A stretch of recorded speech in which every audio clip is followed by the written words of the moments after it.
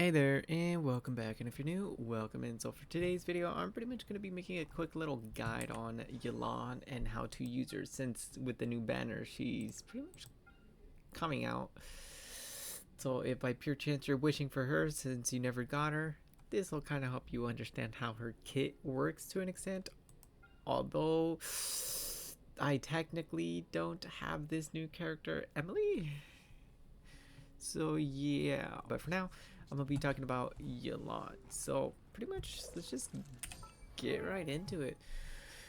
So far, when it comes to Yelan's weapons, Aqua Simulacra is by far her best one. When it comes to 5 stars, Aqua is her best one. You can technically go with Skyward if you need some crit rate, and on top of that, it gives you an additional crit damage too at R1, and on top of that, you have a 60% chance of doing like a physical damage. It occurs every 4 seconds. It's nice and all, but it's mostly for like a crit stick if you need it. Another good one, technically, Ammo's Bow helps with normal attacks and charge attacks. You mostly kind of want it for the normal attack, but then again, chances are it's good, but you're probably not going to really want to use this one. And then there's also Elegy, which helps with one, energy recharge, and then to an extent also helps with elemental mastery, as well as helping boost damage for the elemental skill and elemental burst, which you're mostly going to be spamming those two specifically, since she is more of a main DPS, but she's an extremely good sub DPS as well, which honestly really good. Then there is the last one that I have in my position, because I'm only going to be covering the ones I have, unfortunately. So if you have another bow that I currently do not have, I'm not sure, so I won't be able to help you out. But for this one's also a good one as well, which I have yet to raise. Ignore that, by the way. But this one's mostly good for a crit stick, because it's similar to Aqua, where it raises crit damage. But aside from that, you're not really going to be able to kind of trigger most of these other abilities, which kind of sucks, not gonna lie, but still, it is what it is. Now let's gonna go to the 4 stars. The 4 stars, Sacrificial. Oh, Sacrificial, so phenomenal, bro. All right, so Sacrificial is surprisingly the second best in a sense. So let's say you have her at C0. With this, you pretty much have her at C1. It's honestly pretty good, especially if you have it at R5, since it increases the chance of after damaging your opponent with an elemental skill, you have an 80% chance of like ending its cooldown. So you can just use your skill, have an 80% chance of just triggering it, and then you can use your skill again. But then it only occurs every 16 seconds, of course. But still really good. And if you have C1, you have like hypothetically 3 charges. You have 2 charges, you use one, this passive activates, you then have 2 again, and then you're able to use the remaining 2. And if since it has energy recharge as well, it's going to help you have your burst up in time. Another good one is Stringless, by the way. It increases elemental skill and burst damage by 48%, and on top of that helps with elemental mastery, especially if you want to use Vape, Dendro, or Dendro Team, and Supercharge, I believe, with Hydro and Electro. But so far, Vape Team is the strongest, so Fire and Water and Fire and Dendro are the next good teams that are pretty good, not gonna lie. And another good one is gonna be the Hunt, pretty much, because like it helps with normal and charge attacks, and on top of that, it has a 50% chance of activating like a little cyclone that does 60% of the attack every 0.5 seconds for 4 seconds. And this can be triggered been once every 12 seconds. But overall, it's good, but it's mostly just to balance out your crit rate and crit damage ratio. However, a really good one, Favonius. With Favonius, you can just blow through everything. Hold on, let me take a step back. So with Favonius, obviously the attack is kind of low, but energy recharge is extremely high. I think it's high. Yes, it is higher than Sacrificial. Yeah, Sacrificial will help you with the whole get an additional skill, but with Favonius, especially if you have it at R5, you're guaranteed energy particles, and you're guaranteed to have, because whenever she uses her skill, she generates, I think, 3 particles, but with this you generate an additional 3 particles, and in theory you can generate up to maybe 9 in total. And with those, and on top of the energy recharge, you're just going to be filling up your burst extremely fast, and then you'll have it ready before the cooldown's even there, which honestly is extremely good. Another technically good one would be the Hamayumi, which increases normal attack and charge attacks. You mostly want to have it for the normal attacks, and on top of that, technically, you lose some energy, but then you also gain that energy back. But still, overall, when it comes to the 4 stars though, Favonius is the first, then Sacrificial, lastly is the Stringless. And when it comes to the 5 stars, is the Aqua, then I'm gonna say it's Elegy, lastly it would most likely be Skyward Harp. And if you have Amos, I guess Amos can work pretty good too, especially with the whole high attack. However, we'll go to her artifacts, which for her artifacts I have like a 4-piece set of Emblem, because I currently have her as a, what you call it, sub DPS, but technically I can just make her a main DPS if I want, because with Emblem you also increase her energy, and on top of that, pretty much what is it, 25% up to a maximum of 75% of that energy increases the elemental burst damage, which honestly is really good, especially since let's say you don't have this, you can just switch this and go with, I'll just switch it to Favonius right now. So right here she's gonna have roughly how much energy? She has about 200 energy, which honestly a little more than you need personally, but overall with this it will increase your damage.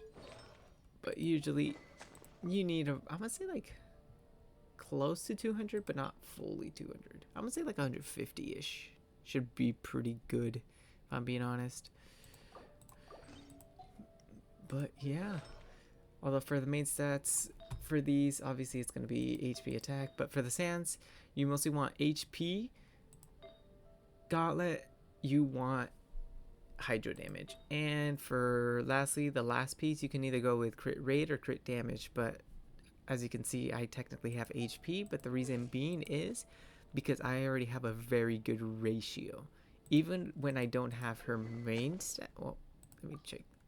Actually, no, when I take that off, when I have the Favonius one, I would need to switch that HP gauntlet or circlet to a crit rate or a crit damage. But due to her already having a good ratio, this last slot is extremely flexible. And I personally go with HP. So normally you want HP, Hydro, crit rate, or crit damage depending on what you're lacking. But if you're perfectly fine, you can go with HP to then further increase her stuff, because her main stat of damage is HP. You still want attack to an extent too, don't get me wrong, but even then. And the main stats you want are crit rate, crit damage, energy recharge, and attack percent, and HP percent if you can snag a few here and there. But yeah, hence that explains the main stats, which is 40. But then keep in mind that is also due to having 2 hydro characters, which would also be another reason to have another hydro character as well, because I have Yelan and Jinxio together, which due to the skill passive it boosts their damage, or boosts their HP I should say. Constellation, like I mentioned, first one gives her an additional charge for her elemental mastery. This further pretty much deals a little bit more damage based on her hydro damage, specifically based on her HP, can be triggered every 1.8 seconds. This one just increases her skill. 5 increases her burst, I believe. And then for Constellation 4 increases the party member's HP, max HP specifically, for 10 seconds for 25 seconds for every opponent that pretty much you hit with the skill, which honestly a maximum you can do is up to 40. So you can trigger, let's say you have 4 enemies, if you trigger this lifeline, you automatically increase their HP by 40%, but only for 25 seconds. But then again, you're able to constantly trigger this. And then lastly for C6, which is just going to be a huge boost to damage. And on top of that, she will also last 20 seconds longer in her little skill. But yeah, For this, you normally want to have normal attack raised up pretty good. Unfortunately, I only have it up to 5, but the main stats you mostly want to raise are pretty much skill, no, burst and skill. These two are your main stats, but if you want to have her as a main DPS, you will have to raise the normal attack as well. Now for her skills, pretty much, depending on what the party members are, their HP will increase. So if you have everyone with one typing, their HP is going to increase by 6%. If you have two of the same typing, or no, two different typings, it's going to go to 12%. Three different typings, it's going to go to 18%. Four different typings, it's going to go up to 40% or 30%. Apologies. So with her, you usually want to have like, I believe, a variety. Now let's see, on to the last one, which pretty much will deal additional damage overall, which that one is, yes. So pretty much whenever she's on her burst, the more damage you do, it will increase her damage, which I believe the furthest increases by the more you attack, the more damage it's gonna do. It starts off at 3.5% to a maximum of 50%, which honestly, it's pretty good. But I kind of don't really see why you wouldn't want to attack her. So overall, this just is going to increase her damage the longer she uses her burst, which honestly, it's pretty cool. And last one, she just does stuff faster. But yeah, honestly, that's about it when it comes to her stuff. If I'm being honest, that covers her weapons, her main stats, her skills. Oh, and then that reminds me when it comes to the team comps. So when it comes to the teams, obviously there's going to be Yelan. This team overall is extremely good because it's going to be a double hydro, so these two are going to be charging each other. When it comes to energy, Dendro, she herself is more than enough to be able to apply Dendro. And then we got Cookie for healing, which honestly overall is extremely good. But let's say you don't have Cookie, chances are a lot of people have Benny. You can end up going with Benny. Although even if he's C6, because chances are a handful of the accounts might have him C6, his C6 doesn't apply to Yelan because she's one of the few exceptions, because his C6 doesn't affect the bows and catalyst users. So overall, she's perfectly fine. Although Xingqiu, on the other hand, would be affected. Another good team comp technically that could be good is like a vape team. So you can pretty much go with Benny, and then we can take Nahida out, and we can throw in, where is he? Shangling. So you can go with a double hydro and a double pyro, so you can constantly have a vape. So these two charge each other while these two charge each other. But then keep in mind, he has sacrificial, so he also helps charge her as well, since she's the hungriest out of the whole party. Which, in other words, this is like a Yelan international team, which overall, it's pretty fun to use, not gonna lie. And it doesn't require a lot of stuff either. So yeah, there's the vape team, then there's the Dendro supercharge team. So you can just have Nahida take Benny out, and then you can go with Cookie, or you can go with the freeze team, and you can have technically what, Ayaka, or the fridge team, I suppose you can call it. And you could also have technically Chi-Chi, or if you don't want to have her, you can go with Diona. So Diona can provide heals and shields, and then Ayaka, the moment you sprint in a sense, she then is infused with cryo, and then with their pretty much skills slash bursts, you'll then constantly be freezing the enemies, which overall is extremely good, unless they're weekly bosses, which they are immune to being frozen.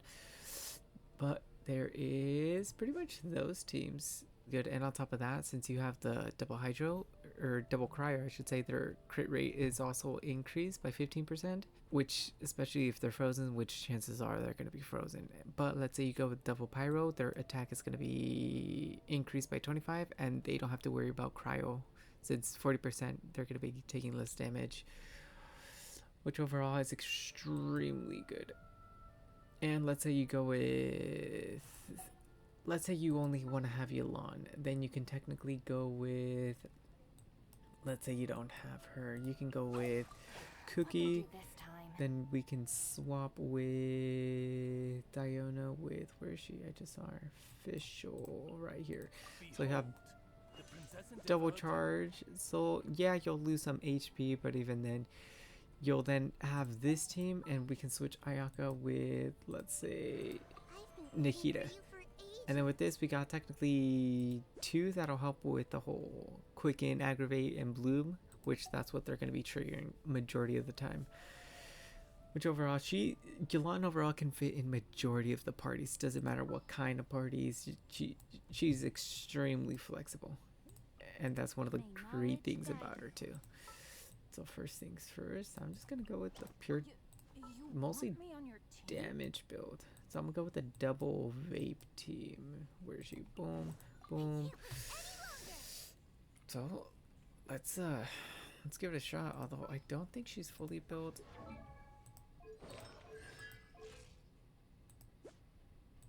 Oh, nah, she's not fully built, unfortunately. But it'll be fine. So let's just give it a go.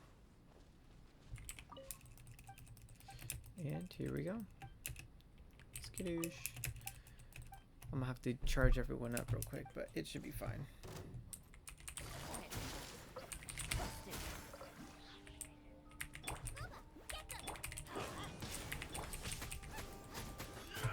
Hold on.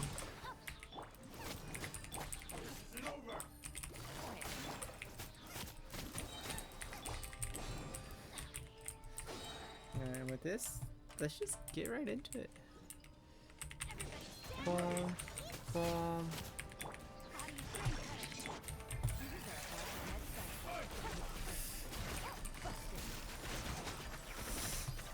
And as you can see, I'm just completely mowing this guy down. It's like the vape team overall is considered, and usually, probably for a while, will be considered the strongest team.